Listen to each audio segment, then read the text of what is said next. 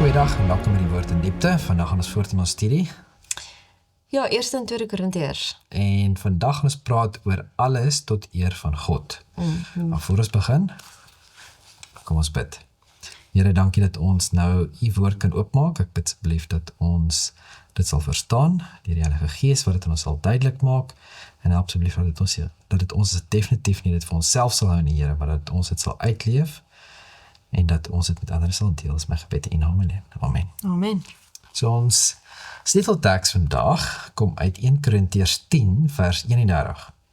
En dit sê die volgende: of julle dan eet of drink of enigiets doen, doen alles tot verheerliking van God.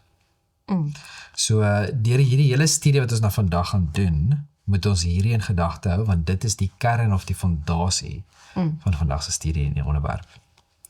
Ja, en ons begin met kennis teenoor liefde. As ons 1 Korintiërs hoofstuk 8 lees, die hele hoofstuk, en met betrekking tot die offervleis aan die afgode, weet ons dat ons almal kennis het. Die kennis maak opgeblazen, maar die liefde stig. As iemand meen dat hy enige kennis het, weet hy nog niks soos 'n mens behoort te weet nie. Maar as iemand God lief het, die word deur hom geken. Wat dan die eet van die offervleis aan die afgode betref, weet ons dat 'n afgod niks in die wêreld is nie, en dat daar geen ander God is nie, behalwe een. Want al is daar ook sogenaamde gode, of dit in die hemel of dit op die aarde is, soos daar baie gode en baie here is, tog is daar vir ons maar een God, die Vader uit wie alles is, en ons tot hom, en een Here Jesus Christus, deur wie alles is, en ons deur hom. Die kennis is egter nie in almal nie, maar sommige, nog altyd bewus van die afgod, eet dit as 'n afgodsoffer, en hulle gewete wat swak is, word besoedel. Maar die voedsel bring ons nie nader by God nie, want as ons eet, het ons geen oorvloed nie, en as ons nie eet nie, ly ons geen gebrek nie. Maar pas op, dat hierdie vryheid van julle nie miskien 'n struikelblok word vir die wat swak is nie. Want as iemand jou wat kennis het, aan tafel sien in 'n afgodstempel, sal sy gewete, as hy 'n swak man is, nie aangemoedig word om van die offervleis aan die afgode te eet nie. En moet die swakker broeder, vir wie Christus gesterf het, verlore gaan deur jou kennis. Maar deur so teen die broeders te sondig, en hulle gewete wat swak is seer te maak, sondig julle teen Christus. Daarom as voedsel my broeder laat struikel, sal ek in der ewigheid geen vleis eet nie, om my broeder nie te laat struikel nie. So ons moet nou die konteks ook nou verstaan. Korintiërs is soos die heidene, wat Paulus gaan die boodskap voorgebring het van die waarheid van die enige God. Hulle het nie die Joodse agtergrond van rein en onrein en jy weet afgoderry en daai klas van goeders. En hierso sê Paulus eintlik nou maar net dat as ons sien hulle dat eers al die Korintiërs het fisies betrokke gewees in hierdie afgoderry. En toe hulle nou by die besef kom of die kennis kom dat afgoderry is eintlik dis 'n valse god. Dit is nie ware, daar's nie regtig krag nie, dis nie, verstaan jy? En dan gaan hulle sê maar dis niks. En hulle word dan beskryf as die sterker geloof. Waar die wat sê, hey, ek was in dit en ek besef dit is nie reg nie. Vir my gewetenshalwe gaan ek sê ek wil niks hiermee uit te waai nie. En hulle word dan beskryf as die swakker geloof. Ek dink is nie heeltemal regverdig hoe Paulus dit beskryf nie, maar dit is maar wat dit is. En ek dink kennis is mag, word ons nog maar baie keer gesê. Maar ek dink hierso sien ons, dit gaan nie net oor kennis nie, maar oor hoe gebruik ons daardie kennis tot nie net my, maar ook ander se gewete. Hoe leef ons dit uit, dat ons nie 'n struikelblok is vir ander nie. So hierso, ek som dit half op hierso, maar in Deuteronomium 6 vers 4, wat Paulus eintlik aanhaal, hoor Israel, die Here ons God is, die enige Here. En hy roep spesifiek dan mense wat uit afgoderry gekom het. Hy gee die verbintenis met die vleis wat aan die afgodedienste gegee was, en dat dit baie keer as vir 'n gewone maaltyd ook gebruik was, né? En die probleem was, soos ons nou gesê het, nie dat die een meer getrou as die ander is nie, maar dat hoe ons mekaar behandel of hanteer. 8 vers 9 sê, pas op dat hierdie vryheid wat aan julle miskien 'n struikelblok word vir die wat swak is nie.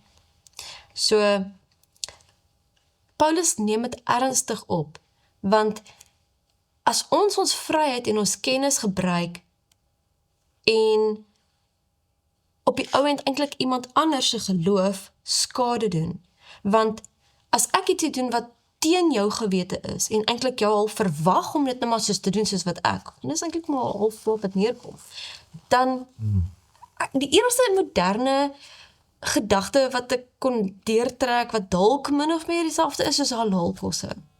Ons is Christene, ons glo nie in die seëning wat oor halalkosse gespreek word nie.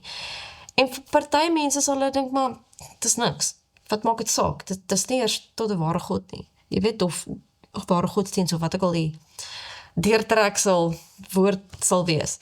En ander mense sal sê, maar, dis heidens, dis nie waarheid nie, ons moet nie daarmee te doen hê nie. En ek dink dis die enigste, hierdie is 'n bietjie van 'n, wil sê, sensitiewe, komplekse ding wat ons vandag hier so mee te doen het. En Paulus spesifiek gebruik, en ek is ook miskien op gevaarlike grond. So mense moet nou maar vir my laat weet, as ek verkeerd is. Okay, kom ons hoor wat jy sê. Hy gebruik die woord gewete. Ja. Nee? Ek het 'n bietjie gaan kyk wat die oorspronklike woord is wat gebruik word, en dit kom daarop neer soos conscience, maar as jy dieper ingaan, want daar is verskillende woorde, of dieselfde woord vir verskillende betekenisse is. Een van die betekenisse is ook om te verstaan, en om bewus te wees. Okay.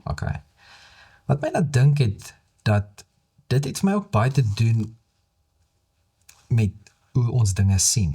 Soos jy het 'n spesifieke siening oor iets, en ek het 'n spesifieke siening oor iets. En ek het hierdie gesprek gehad met iemand een keer, waar hulle spesifiek gepraat het in die kerk, moet mense nie so erg wees nie, want ons almal het verskillende sienswyse en sovoorts, nee? Nou dis waar, tot op 'n sekere mate. Waarheid bly waarheid. Jy hoor wat ek sê. En ek dink God laat sekere ruimtes toe, nee? Binne perke, as jy hoor wat ek sê. En ek dink hierdie is een van daardie gevalle, as jy hoor wat ek sê. Ek hoor, maar dit is vir my interessant, want Handelinge 15 sê dit daar, maar aan hulle geskrywe dat hulle moet onthou van die dinge wat deur die afgode besoedel is, en van hoerery, en van wat verwrig is, en van bloed. So daar is daai, en dan 15 vers 29 herhaal dit eintlik, dat julle heel onthou van afgodsoffers, en van bloed, en van wat verwrig is, en van hoerery. As julle heel hiervan onthou, sal julle goed doen. En hierso sê Paulus dan eintlik half, maar het is okay, as soos binne perke. Nee, is maar net soos interessant. So dis ook kom ek sê, die prentjie wat ek kry, nee, want ek kan ook nou daarby uitkom, en dit is dat, in hoofstuk 10, dis wat ek sê, ek haak myself 'n bietjie vooruit, praat hy spesifiek van, as jy nou in die slaghuis kom, moenie gaan vra, en jy weet, ondersoek instel wat ek al nie, koop die ding en gaan, nee? En dit, vir my, wanneer iets soos dit gebeur, dan, of iets soos, as jy sê, moet nie dit doen nie, beteken dit is gedoen. Dit is wat gedoen word, ek hoor. So ek dink, wat baie keer gebeur, mense het in plekke gegaan, waar hulle gaan vleis koop het, en dan het hulle, maar, waar kom hierdie vandaan, wat is dit, en hy het gesê, dit maak het nou eintlik meer kompleks, en onnodig, en half. Soos in, want deel van die gebruike was gewees, dat baie van die priesters, wat offers ontvang het, en wat hulle geoffer het dan die vleis na die tyd gaan verkoop, en dit het want het is te veel vir hulle, en dit het nou half ingesyfer in al die verskillende plekke in en so voort. En mense wou seker gemaak het. En ek dink die punt waarop dit neerkom is dat daai vleis is tussen kom ander vleis wat nie geoffer is nie, en hoe weet jy nou? Jy weet, sê maar daar so is 20 stukke vleis, een van dit kom van die priesters af, en is gemeng, en wie weet nou? Ja. Verstaan jy? En nou is dit soos in, okay, ek gaan nie een van hulle koop, want net nou miskien, en Paulus' punt is in, kom aan mense, jy weet, ons mis die punt. As jy hoor wat ek sê? Waar as ons teruggaan na Daniel toe, kom ons sien as Daniel kom uit Jerusalem uit, en hy het ballingskap geneem, en hy kom en die koning se kos word aan hom voorgesit, en daar is twee redes hoekom hy sê ek gaan nie van die koning se kos eet nie. Nommer 1 is, wat ons ook vroeër oor gepraat het, is sy liggaam se tempel van God, en baie van die kos wat voorgesit het, was onrein kosse, en dinge wat nie gesond was vir hulle om te eet nie. Nee? Nommer 1. Nommer 2, dit was definitief aan afgode geoffer gewees. Ja. So daardie is problematies, maar die manier ook hoe dit gehanteer word, is ook belangrik. Ja, en ek dink ook mense beweegrede en dit is waar Paulus eintlik hoofsaaklik hierso in hierdie hoofstuk 'n punt maak, is dat hoe affekteer dit jou broeder? Is jy 'n struikelblok vir hom? Is liefde vir jou broeder meer belangrik as hierdie kwessie? En dit is eintlik maar wat Paulus hierso sê. Want wat 'n man of 'n mens doen, het meer invloed as wat hulle sê. So, ja, die manier waarop ons leef en mense behandel, is wat belangriker is. En dis nie te sê, dis vat nie weg van die waarheid nie, en wat reg en verkeerd is nie. Dis Jakobus, geloof en werke. Ja. Jy kan nie sonder die ander nie. En die volgende gedeelte, onbaatsigtige liefde. So dit gaan eintlik voort. Dit gaan maar net voort. Ons gaan nou 'n paar teksverse lees uit hoofstuk 9 van 1 Korintiërs. Nou Paulus leer vir ons hierso, en wat hy hierso vir ons leer, hou direk verband met wat ons nou net in hoofstuk 8 gesien het. En dit is die beginsel van onbaatsigtige liefde. Nou kom ons lees 1 Korintiërs 9 vers 1 tot 6, en dit sê, is ek nie apostel nie? Is ek nie vry nie? Het ek nie Jesus Christus, onze Here, gesien nie? Is julle nie my werk en Here nie? Maar die verantwoording aan die wat my beskuldig, is dit. Het ons dan geen vryheid om te eet en te drink nie? Het ons dan geen reg om 'n suster as vrou met ons rond te neem, net soos die ander apostels en die broers van die Here en Sefas nie? Of het net ek en Barnabas geen reg om die hande arbeid na te laat nie? En dan vers 14 en 15 gaan voort en sê, so het die Here ook vir die wat die evangelie verkondig bepaal, dat hulle van die evangelie moet lewe. Maar ek het van geen een van hierdie dinge gebruik gemaak nie. En dan vers 18 sê vir ons, watter loon het ek dan, dat as ek die evangelie verkondig, ek die evangelie van Christus kosteloos bring, om nie van my reg in die evangelie ten volle gebruik te maak nie. Nou ons moet baie mooi kyk wat Paulus hierso noem. Hy praat spesifiek hierso die vryheid om te eet en te drink, en hy praat baie spesifiek hierso van die finansiële bystand. Ja, so ek dink eet en drink is meer van, soos in, dit is my brood en botter, soos wat ons sou sê. Ja. En as apostel was hy geregtig gewees op sekere hulp van die mense, wat verskaf geword het, deur diegene wat hy bedien het. En nou ander leiers van sy tyd het hierop aanspraak gemaak, en hulle het seker gemaak dat hulle dit ontvang, maar Paulus, wat het hy gedoen? Tente gemaak. Hy het tente gemaak. Persoonlik, En hy het dit gebruik om homself te onderhou. en ek dink ook hy het dit gebruik as 'n aanknopingspunt om mense te bereik. Vir my, as mens nou net in die bediening is dit jy al reeds in 'n gevestigde kerk amper. Waar as jy buite dit, Of dit is al wat jy doen. Ja, so as dit is iemand jou- vir jou vra, so wat doen jy? Ek preek. bediening, ja. Of jy hoor wat ek sê. Ja. So, maar as hulle vir jou vra, hey, wat doen jy? En ek sê, ek doen hierdie en ek doen daai en wat ek al, en jy het verskillende aanknopspunte Ja. om te kom en soos in uiteindelik hoe dat jy kan getuig teenoor die persoon. ek dink Paulus het dit Ja. as 'n aanknopingspunt gebruik. Maar ja, laat Dus ons ek dink dit is een van die redes. Ja, Nou, die reg om medegelowige as eggenoot saam te neem, wat hy nou verwys in vers 5, 'n getroude apostel se reg om sy vrou se uitgawes tydens 'n sendingsreis deur die gemeente gedek te kry. Soos byvoorbeeld Priscilla en Aquila in Romeine 16 vers 3 of Andronicus en Junia Romeine 16 vers 7. Paulus was egter 'n ou jong kerel. Hy was nie getroud gewees nie. 1 Korintiërs 7 vers 8. En kon dus geensins hierop aanspraak maak nie.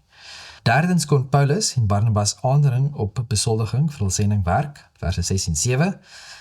Paulus ontwikkel hierdie idee verder in vers 7 tot 14 en wys dat dit geensins onbillik sou gewees het om die kerk, of te verwag van die kerk, om hierdie bydraes van hulle te kry nie. Tog het ons nie van hierdie reg gebruik gemaak nie, so sien ons in vers 12. Nou waarom nie? Was dit verkeerd gewees om hulp te aanvaar van die mense? Ja. En ek dink daar was ergens in een van Paulus se ander briewe waar hy gesê het, maar hy het ontvang. Ja, ek seker van, Ja, daar is met tye wat hy dinge, hulp aanvaar het, maar ek dink dit was nie sy, dat hy homself oorgegee het op dit nie, as jy hoor wat ek sê. Hy het die tente ook gehad as sy hoof. Hy wou geen hindernis vir die evangelie van Christus veroorsaak nie. En ek kan half so klein bietjie, ek dink so klein bietjie in gemeen met dit. So as ek by mense kom, en mense vra vir my, kan hulle my help met iets, of kan hulle iets met, wat ek al soos ek nie, ek's okay, ek's fine.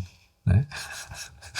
En, so in 'n sekere mate, het ek soos, ek kan verstaan hoekom hy dit gedoen het, want jy wil nie 'n las wees vir mense nie, verstaan jy?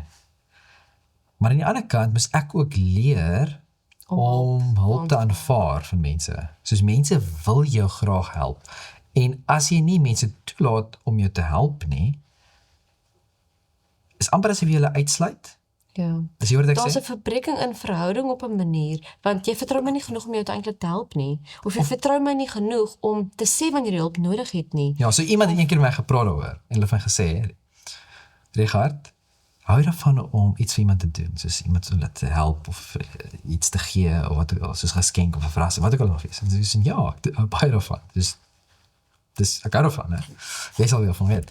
En, dus hulle sê, nou maar, hoekom laat jy nie toe dat iemand anders het vir Jy jou doen nie? ontneem daai voorreg van ander.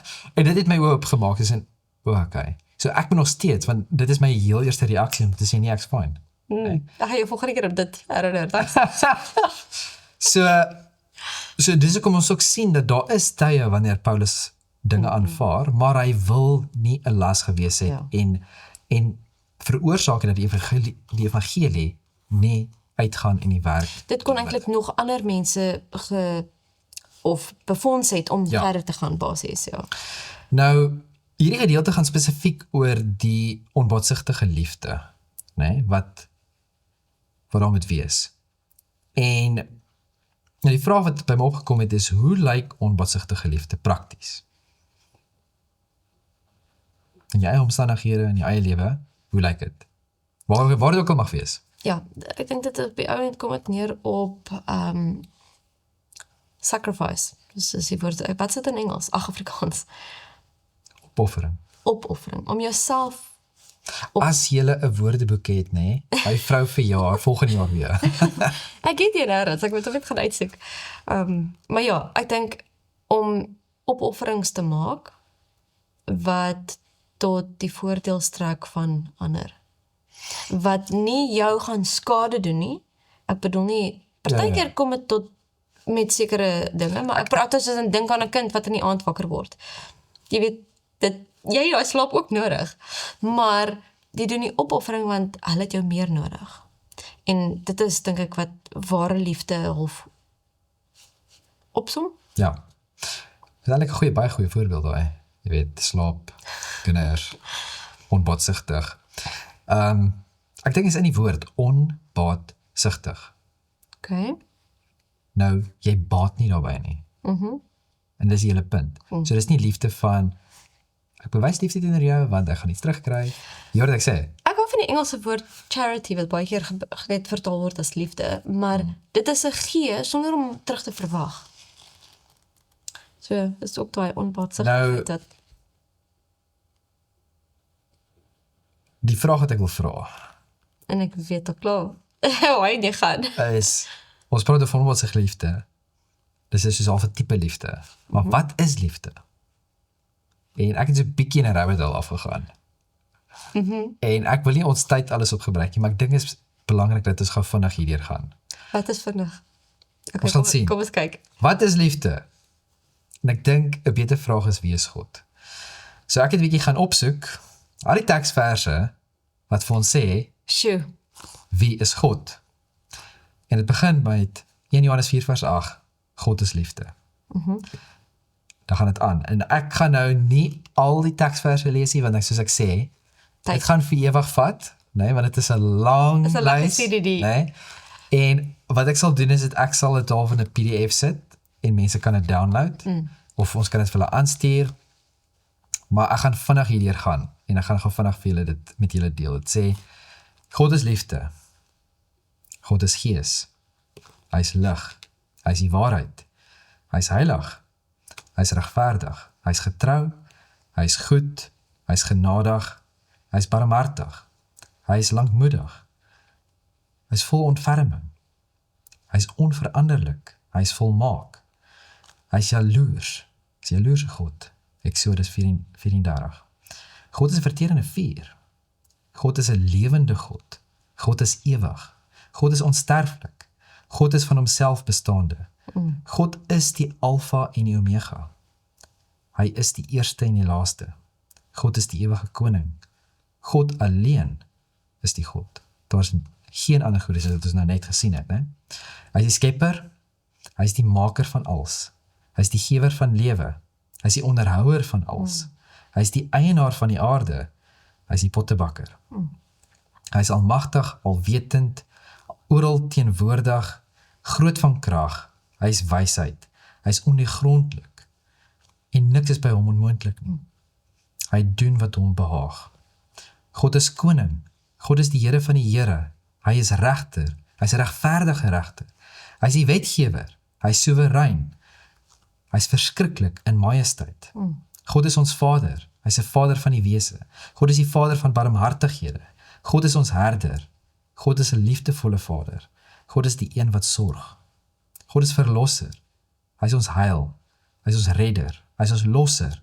Hy vergewe sonde. God reinig van sonde. God herstel. God maak alles nuut. God is ons toevlug. Hy is ons sterkte, ons skild. Hy is ons rots. Hy is ons vesting. Hy is ons skuilplek. Hy is ons hulp. Naby die gebrokenes. Hy is 'n toevlug in nood. Hy is ons bewaarder. God voorsien. Hy gee vir ons goeie gawes. Hy gee wysheid, hy gee krag, hy gee vrede, vertroosting, hoop en genade. God is met ons. Hy is vir ons. Hy hoor ons gebed. Hy antwoord ons gebed. God lei ons en hy leer ons. Hy tugtig uit liefde. Hy verlaat ons nie. God voltooi sy werk in ons. Die Here is ons geregtigheid, Jeremia 23, né? Hy is ons vrede. Hy voorsien. Hy is ons banier. Hy is iemand genees. Hy is heilig. Hy is daar. God is die Allerhoogste. God is die Almagtige. God is die ryk in barmhartigheid. God is nie partydig nie. Hy wil nie hê dat mense met verlore gaan nie. God het die wêreld lief. Hy is vol medelee. Sjoe. En uit hierdie uit kan ons al die pad teruggaan na die heel eerste gedeelte toe. God is liefde. Dit is wat liefde is. Dit is die definisie van liefde. Dit is wat liefde is. Is al hierdie Ja. dan een, dis liefde. God. En ek dink dis die hele punt wat ons nou vandag se studie ek amper wil opfondeer, want die sleutelteksvers wat ons vandag gelees het, Alles. of jy dit dan eet, of drink, of enigiets doen, so alles wat ons doen, dit behels alles. Ja. So, hy noem nou 'n paar voorbeelde, eet en drink, maar hy praat van enigiets wat ons doen, en alles wat ons doen, moet ons tot verheerliking van God doen. God doen. Wat is God? Liefde. So, hoe moet ons dit doen? Verstaan jy? Liefde.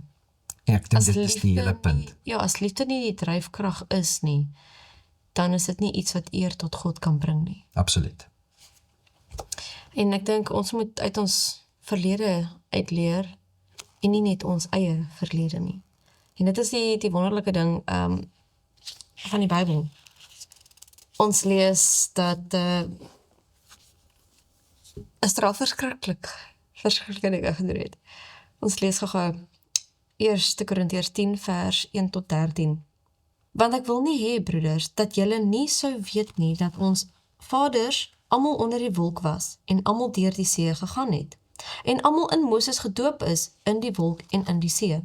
En almal dieselfde geestelike spys geëet het en almal dieselfde geestelike drank gedrink het, want hulle het gedrink uit 'n geestelike rots wat gevolg het en die rots was Christus. Maar God het in die meeste van hulle geen welgevalle gehad nie, want hulle is neergeslaan in die woestyn. En hierdie dinge was voorbeelde vir ons, dat ons nie begeerig moet wees na slegte dinge soos hulle begeerig was nie. En wees ook nie afgodedienaars soos sommige van julle was nie, soos geskrywe is, die volk het gaan sit om te eet en te drink en het opgestaan om te speel.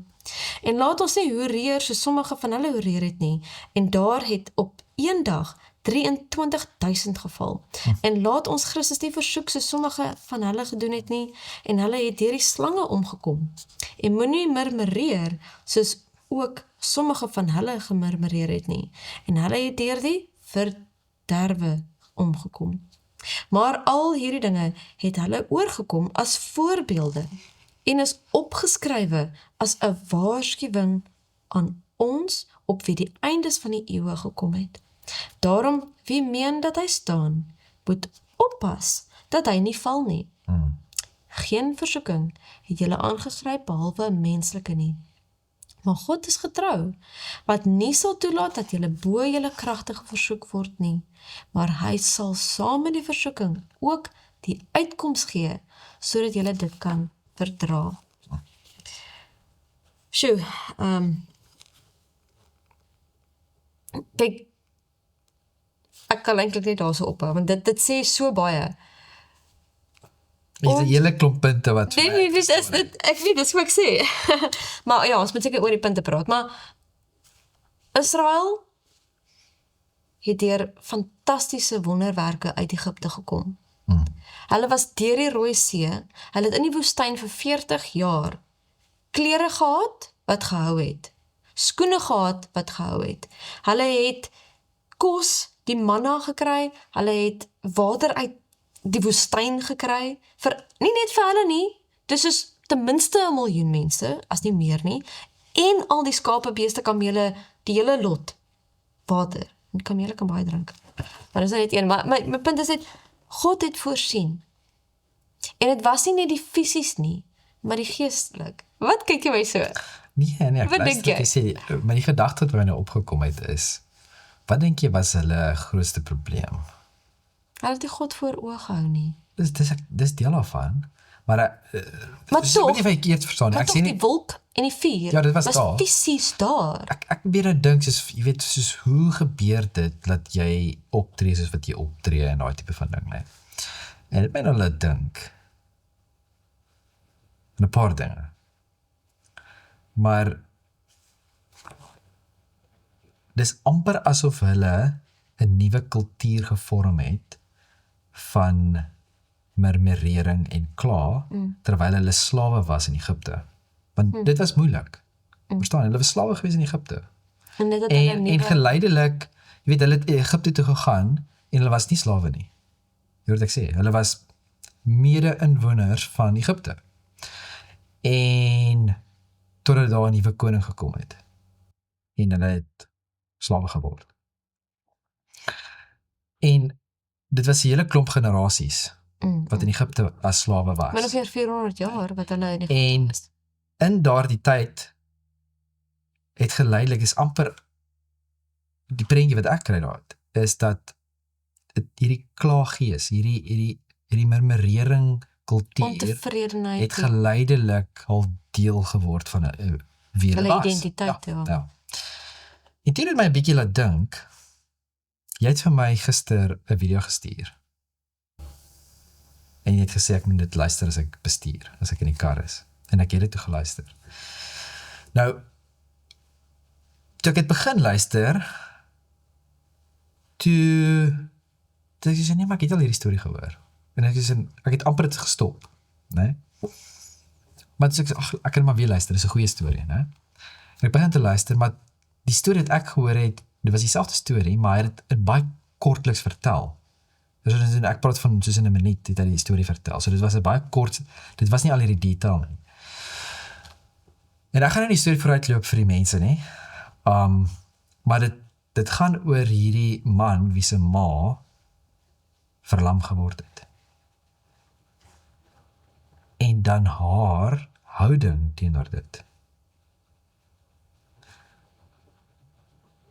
Ek dink mense sou dit nie kon verstaan het nie. Want hoe kan jy deur so iets gaan, wat sy deur gegaan het, deur 'n absolute hel, maar dit is nie sommer net maar verlam nie, dit is pyn. Dit is 'n helse siekte, en dan verlam en pyn, en jy kan nie jou familie sien nie, dit is iets verskrikliks, né? En deur dit alles, wat was haar gesindheid? Nog gesindheid en nog geloof.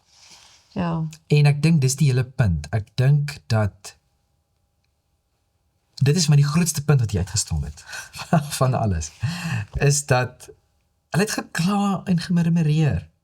En wat sê dit van ons wanneer ons kla en murmureer? En dinge gaan nie eers so sleg nie. En al gaan dinge sleg. Hoeveel meer is daar nie vir om dankbaar te wees nie? Ja, awesome. Jy kan sien. En as jy nie kan sien, jy kan nie hoor. En as jy nie kan hoor nie, jy kan ruik. En as jy nie kan ruik nie, wil ek sê, daar is altyd nog iets om voor dankbaar te wees. Fokus ons op dit wat ons nie het nie, of fokus op dit wat ons het. En dit is wat daai vrou eintlik gedoen het. Sy het nommer 1 geglo dat God is die een wat in beheer is. Hy laat alles tot goed meewerk, al verstaan ons dit nie. En alle lof en eer kom hom toe. Maar wat is haar grootste fokus? Haar grootste fokus, ja, dit was dit. Maar wat kan sy vir die Here doen? Ja. En ek dink dit is baie keer, ons is te gefokus op onsself. Ja.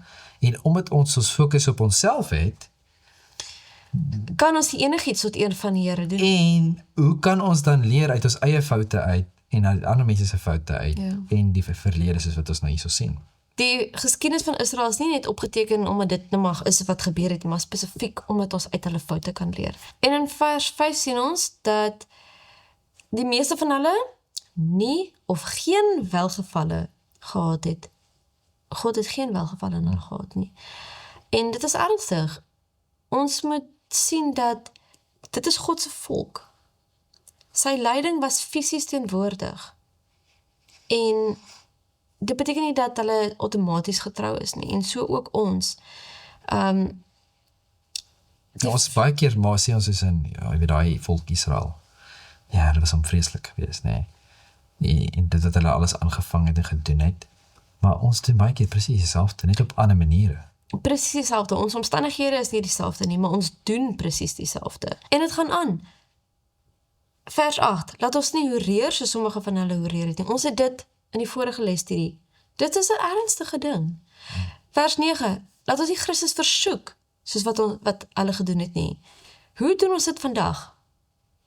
Ons weet wat reg is, en dan doen ons verkeerd. Dit is 'n versoeking op 'n manier, want nou vra ons vir die Here om ons uit ons eie moeilikheid te bring. Of ons, wat Christus se naam dra, bring hom oneer. Want ons lewe soos wat ons weet, ons moet nie. Paulus praat oor die murmurering wat jy nou genoem het hierso. Jy weet, kla en kerm, ontevrede wees. Wat beteken dit eintlik? Dit beteken, dis nie genoeg wat die Here, dit wat die Here vir jou gee. En dit laat my letterlik dink aan Satan. Hy was onvergenoegd met die glorie wat hy eintlik gehad het van die Here. Ja. Hy was die musiekleier. Hy was die tientjie, die gerub wat langs hom gestaan het. As ek dit nou so tussen die lyne lees. En as ons kyk waar Israel is, of was, kan ons sien dat ons verantwoordelikheid het om anders op te tree. Nou die dag het ek iemand gehoor wat gesê het, die menslike natuur is, jy sien iets, jy wil het hê. En as jy het het, dan het jy dit nou, dan is jy nie meer geplan nie. Dan wil jy die volgende ding hê. Maar as dit wat jy het verloor, dan wil jy dit weer terug hê. En dis heeltyd hierdie bose kringloop van hey. Ja. En dan het jy dit, maar dan sit jy genoeg nie, dan soek jy die volgende ding. Laat my dink partykeer aan kinders, soos wat hulle is baie opgewonde oor 'n geskenk. En as hulle dit het, dan is dit soos, okay, dankie. Jy weet, soos, kan ek daai kry? Jy weet, dit is altyd nog en nog. En dit is deel van die sondige natuur, dat ons wil heeltyd Iets die nie. volgende ding hê, die volgende ding hê. En my pa het my al geleer van kleins af, dat ons moet altyd die verhouding wat ons het met mense, en spesifiek met jou eggenoot, jy moet nooit gewoond raak aan die persoon nie. Want dis baie keer wat gebeur, ons raak gewoond, Vanselfsprekend. dit is nou maar net, en dit gaan aan, en jy waardeer nie die persoon vir wie die persoon is nie. In die begin is dit soos, ja, jy weet, jy's nou, as jy getroud is, of wat ook al mag wees, maar naderhand dan half jy gewoond aan mekaar, en dis nie meer, dis asof daai persoon nie meer spesiaal is vir jou nie. En ek dink dit is so met die meeste dinge, die Here seën ons met so baie seëninge, en ons word gewoon aan, ons neem dit maar net vanselfsprekend, en dit is nie meer iets wat ons raak sien nie, en dis hoekom ons kla, want ons is gepla oor die volgende ding wat ons graag wil hê, wat ons nie kan kry nie, en dit pla ons meer, dit maak nie regtig sin nie. Ek dink is wat ons laas in 'n jeugbyeenkoms het iemand gesê dat baie keer as iets weggeneem word, besef ons die seëning wat ons gehad het. Maar die feit dat iets dieselfde bly, is eintlik, die Here seën ons aanhoudend. Dis nie van iets wat ek nou, jy weet, verloor het of iets bygekry het nie, maar die feit dat dinge bly presies dieselfde, is 'n seëning van die Here, want hy voorsien, hy hou aan voorsien. En dit gaan oor gesindheid. Ja. Lukas 12 vers 48 sê, en elkeen aan wie veel gegee is, van hom sal veel gevorder word, en aan wie hulle veel toevertrou word, van hom sal hulle oorvloediger eis. En so ook met ons. Ons word baie meer lig gegee, want die Bybel word baie meer verduidelik in die Nuwe Testament as die Ou Testament, of laat ek so, dit word vervul, Ons het baie meer inligting informasie of detail wat oor, vir ons gegee ja. word. Ja. En daardie verbond wat God vir ons gee is 'n voorreg. Hy beloof dat hy met ons sal wees. Hy beloof dat hy sal vergewe. Hy skryf sy wet in ons hart. En daar is 'n verandering wat in ons plaasvind, omdat ons hom aanvaar in ons lewens. Ja, daar's eintlik nog heel wat baie wat ons nog kan sê, maar hierdie groot voorregte moet ons leer dat Israel se geskiedenis laat ons nie dieselfde foute maak nie. Ja, en ek dink die hele punt is, ons moet leer. Ons moet leer uit elke moeilike situasie wat ons deurgaan, wat ook al het mag wees wat met ons gebeur, dis 'n leerproses. En ek dink baie keer, wanneer ons deur 'n moeilike tyd gaan, dan wil ons dit vergeet. Of ons probeer dit te vergeet, of ons probeer nie aan te dink nie. Maar dit is eintlik nie die beste manier om dit te hanteer nie. Ons moet daaroor dink. Ons moet bewus wees daarvan. En ons moet leer daaruit. Ons moet leer, hoe het ek opgetree? Wat was my gesindheid geweest? Al is dit iets vreesliks, maar hoe het ek opgetree? Wat was my, soos in, daar moet altyd iets wees om uit te leer. En ek dink dis die hele punt van hierdie gedeelte, is dat ons moet leer. En as jy nie net, dit gaan nie net oor leer uit my eie lewe uit, en dit wat met my gebeur nie, maar wat van ander mense wat ek ken of raak sien, en dan soveel meer, maar baie belangrik, is die karakters in die Bybel. Die Bybel is 'n geskiedkundige boek, wat vir ons so baie wys, wat gebeur het in die verlede, en daar's so baie wat ons kan leer, uit die foute wat Israel gemaak het, die foute wat Dawid gemaak het, en soveel ander karakters ook, en dat ons kan sien, en kan sê, hey, ek is nie hoër as dit nie. Ek is nie ek is nou, daai is nie op my van toepassing nie. Ja, Paulus sê letterlik nie, kyk hoe sleg hulle was nie, hy sê soos laat dit vir jou 'n waarskuwing wees. Want dit beteken, jy kan dieselfde foute maak. Maar wat vir my baie mooi is, dat hierdie gedeelte eindig nie net van oppas nie. Dit gee vir jou dit doen eintlik hierso, vers 12. Daarom, wie meen dat hy staan, moet oppas dat hy nie val nie, want, ek dink dit wys my altyd terug na, pride comes before the fall. Ja. So, Satan het geval weens trots en onvernoegsaamheid. En vers 13 gee vir ons die hoop en die oplossing. Geen versoeking het julle aangegryp behalwe 'n menslike nie, maar God is getrou, wat nie sal toelaat dat julle bo julle kragte versoek word nie, maar hy sal saam met die versoeking ook die uitkoms gee, sodat julle dit kan verdra. So, aan die ander woorde, ons het nie eintlik 'n verskoning nie. Ons het nie 'n verskoning nie. Maar die vraag is, hoekom val ons nog steeds so maklik? Kom dan is dieselfde foute. Nee, dit is maar eintlik erger. Ons maak dieselfde foute, ons val vir versoeking, ons weet waarheen dit lei, en tog maak ons dieselfde foute. Ek dink dit kom maar daarop neer, soos wat jy nou nog gesê het, ons moet stop, reflekteer. En as ons wie meen dat hy staan, moet oppas dat hy nie val nie, want ons gaan voort, want ons was nou vergewe, en dan gaan ons voort sonder daardie swaard, sonder daardie skild, sonder die wapenrusting wat die Here vir ons gee, om dit aan te pak en ons doen dit op ons eie. Nou, een van die probleme wat Israel ook gehad het, is afgoderry. Ja. En Paulus waarsku ons hierso, en dit is ook 'n groot probleem gewees in Korinthe. Daarom, my geliefdes, vlug vir die afgodediens. Die beker van danksegging wat ons met danksegging seën, is dit nie die gemeenskap met die bloed van Christus nie? Die brood wat ons breek, is dit nie die gemeenskap met die liggaam van Christus nie? Dis 1 Korintiërs 10 vers 14 en 16. En dan 'n bietjie verder in vers 20 en 21 sê dit nee, maar dat die heidene wat dit offer aan duiwels offer, en nie aan God nie. En ek wil nie hê dat julle met die duiwels gemeenskap inhou nie. Julle kan nie die beker van die Here drink en ook die beker van die duiwels nie. Julle kan nie deel hê aan die taal van die Here en ook aan die tafel van die duiwels nie. En dit het my baie laat dink aan wat Jesus gesê het, in Matteus 6 vers 24, wat sê dat jy kan nie twee baase dien nie. Jy kan nie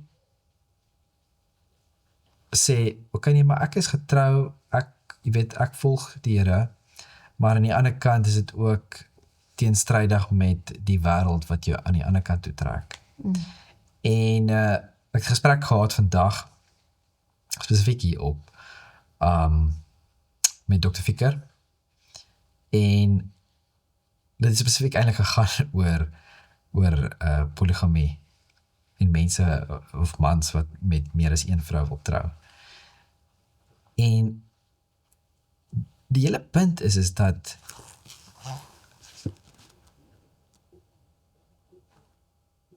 as ons kyk na die Bybel, en ons kyk na die voorbeeld van die huwelik wat vir ons gegee word, is dit Jesus en die bruid. Dis wat dit verteenwoordig. Dis wat dit verteenwoordig. En dit word, Paulus gee vir ons 'n baie mooi voorbeeld daarvan, verduidelik vir ons hoe hierdie verhouding moet wees. Verstaan jy? En dat die vrou wat onderdanig moet wees aan maar die man moet haar met soveel liefde dat hy sal sy lewe gee vir haar. Verstaan jy? Dit is so 'n intieme verhouding en die liefde wat daar moet wees. Jy kan nie 'n derde persoon by dit, is onmoontlik. Dit werk nie. Dit sal nooit werk. Die enigste derde party kan kinders wees. Want dit is nee, maar dit is 'n familie. Ek weet. Maar dit is 'n familie. Ja, ek tong in die kies. Maar jy hoor wat ek sê. So die punt wat ek wil maak is dat daar's baie duidelik die verhouding wat ek het teenoor God. Dit is absoluut tussen jou en God. Ja. En niks kan tussen dit tree nie, as jy hoor wat ek sê. En Jesus maak dit baie duidelik. En dis waar hierdie afgodediens inkom. Nou, ek gaan vir julle een van my gunsteling gedeeltes in die Bybel lees. Ja, ons hoor dit elke keer. Maar hierdie, ek was 'n kind gewees. Ek dink ek was seker so 8 jaar oud, 7 jaar of 8 jaar oud. En my ma, daar was 'n Bybeltjie wat ek ontdek het toe ek dink so 5 jaar oud was. Toe, of miskien nog 4. Toe ontdek ek 'n Bybeltjie in die boekrak. Hy was so 'n wit Bybeltjie gewees, klein wit Bybeltjie. En ek het hierdie Bybel ontdek en amper dit my baie laat dink aan Cordelia wat ook 'n klein Bybeltjie ontdek het. Sy is haar Bybel, né? En dis dieselfde gewees. Soos ek het hierdie Bybeltjie ontdek en ek het letterlik soos net my ma gesê maar dit was haar Bybeltjie toe sy kind was, maar ek kan hom maar kry. En ek onthou ek het in daai Bybeltjie toe ek nou begin lees, het ek een van die oggende wat ek in die bed saam met my ouers gesit het ek hierdie raak gelees en dit was vir my amazing. So dit is Jesaja 44 en kom ons lees van 9 af. Ja, ek wil eintlik bietjie voor dit lees. Jesaja is nogal Jesaja 44 vers van 6 af. So sê die Here, die koning van Israel en sy losser, die Here van die leerskaar. Ek is die eerste en ek is die laaste en buiten my is daar geen God nie. En wie roep soos ek? Laat hom dit dan te kenne gee en aan my voorlê vandat ek die volk van die ou tyd gegrond het en laat hulle toekomstige dinge en wat sal gebeur te kenne gee. Wees nie verskrik nie en moenie bewe nie. Het ek jou dit nie lank tevore laat hoor en te kenne gegee nie? En julle is my getuies. Is daar 'n God buiten my? Ja, daar is geen rotssteen nie. Ek ken geen een nie. En dan begin die gedeelte en hierdie is soos in, wow. Hulle wat gesneede beelde maak, is almal nietigheid. En hulle lieflinge bring geen voordeel nie. Hulle getuies, die sien niks en weet niks, sodat hulle beskaam staan. Wie maak 'n God en giet 'n beeld wat geen voordeel aanbring nie? Kyk, al sy aanhangers sal beskaam staan, en die ambagsmanne is uit die mense. Laat hulle almal bymekaar kom, gaan staan, verskrik wees, tesame beskaam staan. Die ystersmid het 'n byl en werk in die gloed, en hy maak hom met hamers en bewerk hom met sy sterk arm, en daarby word hy honger en het geen krag nie. Drink hy geen water nie, dan word hy moeg. Die timmerman span 'n lyn en hy trek hom af met 'n potlood. Hy bewerk hom met skawe en teken hom met passers en maak hom na die beeltenis van 'n man, na die skoonheid van 'n mens om in die huis te woon. Een gaan sederbome afkap en hy neem steeneik of 'n eikeboom en laat een vir hom opgroei onder die bome van die bos. Hy het 'n pynboom geplant en die reën het dit groot gemaak. Wie die reën gegee, hè? Dan dien dit die mens as brandhout en hy neem daarvan en maak hom warm. Ook steek hy dit aan die brand en bakke brood. Ook maak hy daar 'n god van en buig hom daarvoor neer. En hy maak daar 'n gesneede beeld van en kniel daarvoor neer. En God praat hier en hy sê, mense, Rarig. hoe maak dit sin? Ek is die enigste een. En dan kom julle met julle hande. En maak iets van iets wat jy nie gemaak het nie. En van iets wat homself nie eers gemaak het nie. En ja, nee, dit is nogal absurd as mense dit so uitredeneer. En dit gaan in Jeremia is daar dieselfde gedeelte. Jy kan Jeremia hoofstuk 10 gaan lees en dan in Psalm. Ek kon nou toe ek het in Psalm ook raak gesê. Hey, ek het dan hier in Jesaja gelees. En toe lees ek dit weer raak in Psalm en dit is Psalm 115. En dit sê, waarom sou die heidene sê, waar is dan hulle God? Terwyl ons God tog in die hemel is. Hy doen alles wat hom behaag. Hulle afgode is silwer en goud, 'n werk van mensehande. Hulle het 'n mond maar praat nie, hulle het oë maar sien nie, ore het hulle maar hoor nie, hulle het 'n neus maar ruik nie, hande maar hulle tas nie, voete maar hulle loop nie. Hulle gee geen geluid deur hulle keel nie. Die wat hulle maak, sal net soos hulle word, elkeen wat op hulle vertrou. Sure. Maar Israel vertrou op die Here. Hy is hulle hulp en hulle skild. En ek dink dit is die hele punt wat ek hierso wil maak is dat ons vandag se lewe, ja nee, jy weet, daar is nog mense wat sekere godsdienste in vandag se wêreld wat nog afgode dien, maar oor die algemeen is dit nie meer so opsigtelik nie, né? Maar is dit? Wat se afgode het ons in ons lewe? Wat mens gemaak is. Jy hoor wat ek sê? Ja. Alles wat ons voor God stel, is 'n afgod. En En ons het net gepraat oor, jy weet, die gesindheid wat ons het, en die hele ding van ons wil heeltyd hê, en daai hê, en die fokus wat die hele tyd op onsself is. En val ons nie baie keer in hierdie selfde gleef, as wat mense duisende jare terug geval het, waar hulle dinge maak met hulle hande, of dinge wat gemaak is deur mense hande, en dit Word ons fokuspunt word, en ons maak 'n afgod daarvan.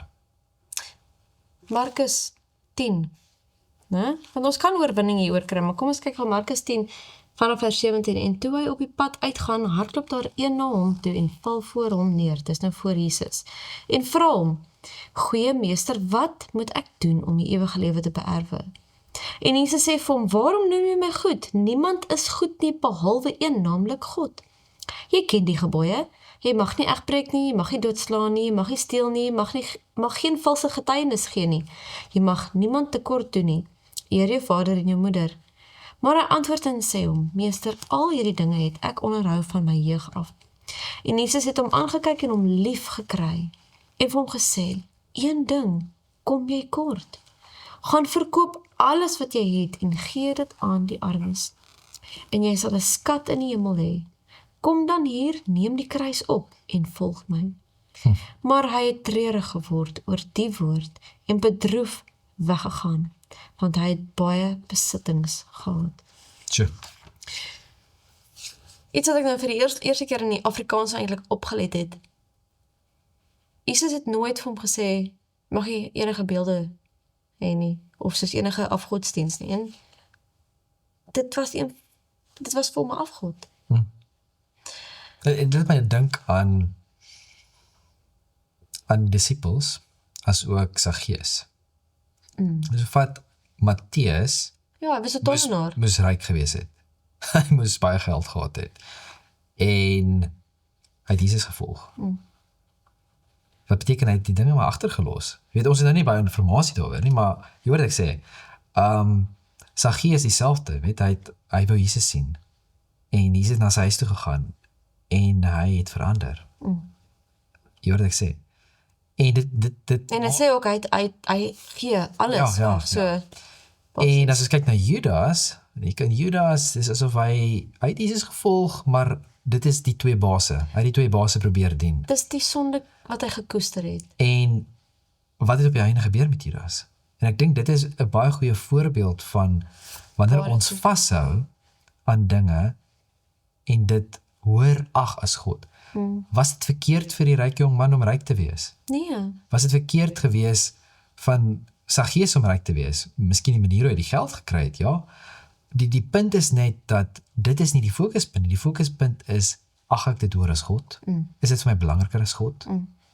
en dit is wat ek ook nou hier wou uitgebring het, dat op die ou end is dit, ek wil amper sê moeiliker, want die duiwel raak slinkser soos die eeue aangaan. Hy maak dit dat dit nie lyk asof dit afgoderry is nie, omdat daar nou nie 'n fisiese iets is wat ons voor neerbuig nie. Maar dit gaan oor ons prioriteite en wie ons die hoogste ag. En bring ons die eer aan onsself. Want dis die duiwel se ding wat hy baie keer gebruik. Want mense wil belangrik voel. Mense wil net gesien voel of geliefd voel.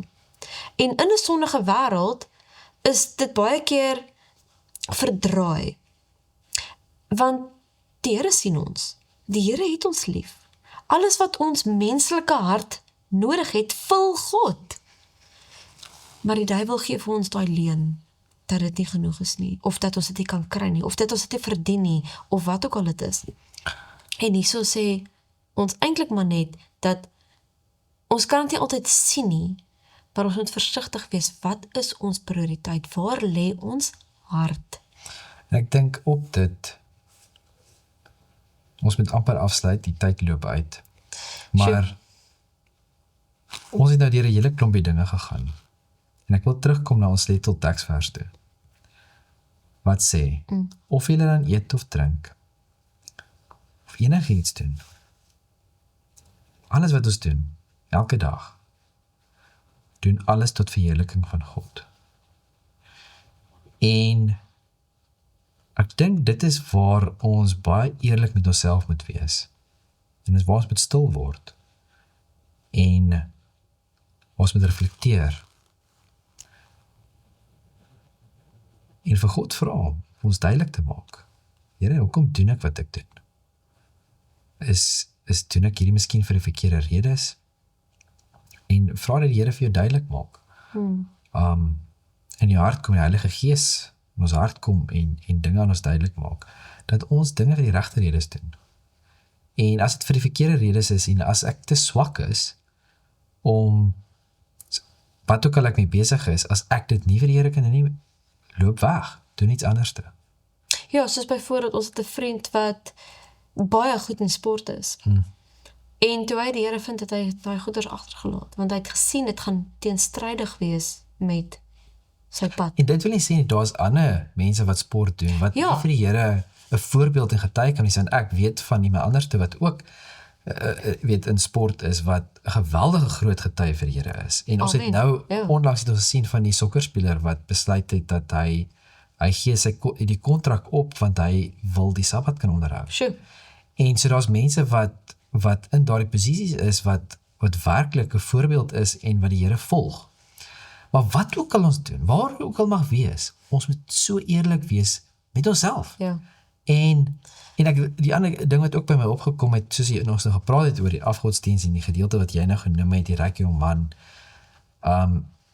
is die tyd wat ons vandag leef, dis so gejaag.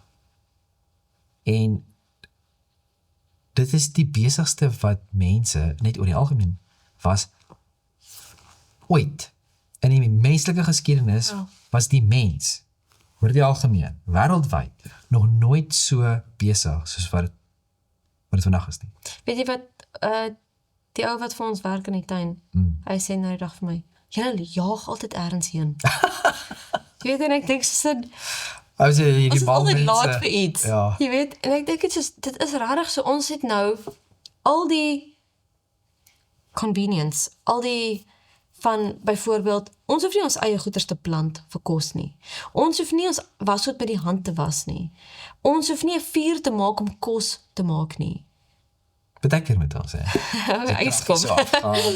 Maar die punt is dat daar is soveel dinge wat die lewe vergemaklik is, wat baie tyd sou opneem in die verlede.